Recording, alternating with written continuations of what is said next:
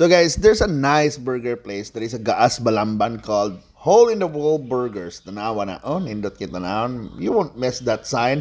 Bago lang kanisod sa Gaas, mga walang. Di yun kayo layo from the boundary. So mauna, they specialize in burgers, but this time atong i-feature ilang Buffalo Chicken Burger na tag 219 pesos. O diba, mauna ilang drinks, nasa beef burger, napat sila yung mga extra like fries, o mga patty, jalapenos, and sides.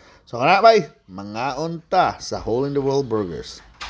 From the streets to the hidden corners, Colony 7's got them on there. We discover local flavors and foodies unite. Feast on the goodness from morning till night. Oh yeah, Colony 7, oh so divine. A football that'll make your taste buds shine. From hole in the wall to don't make the lines. Come join the journey. It's a foodie's delight. Taste the flavors, savor the love. Colony 7, take your bite to life. Come join the journey. It's a foodie's delight. Taste the flavor, save for foodie's delight. Follow the water, gourmet treats. Colony 7, oh what a delight. A floor that brings our taste buds to life. This time we're gonna try out their Buffalo Chicken Burger. O, diba? So, muna. Kaya ba naman sa description so kaya dako mga ilang chicken. So, ako lang kanon ng chicken.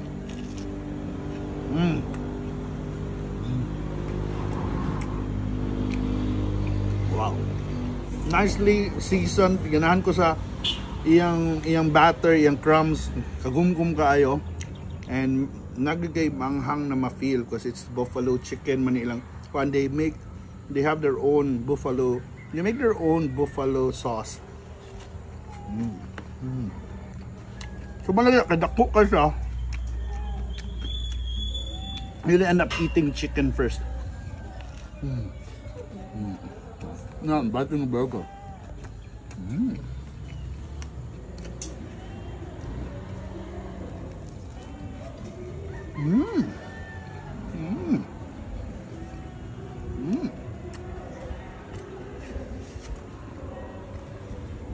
Ganahan ko sa pagka-season niya, ang pagkahang, laban ra, and of course, it has all those na-neutralize siya sa coleslaw, and then of course the lettuce, the tomatoes, the onions, lingaw gyud.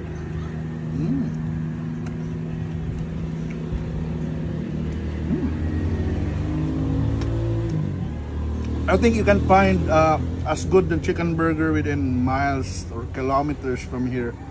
So mga burger na lami. Kabaw na mo, na-address sa Hole in the Wall, is Gaas Balamban.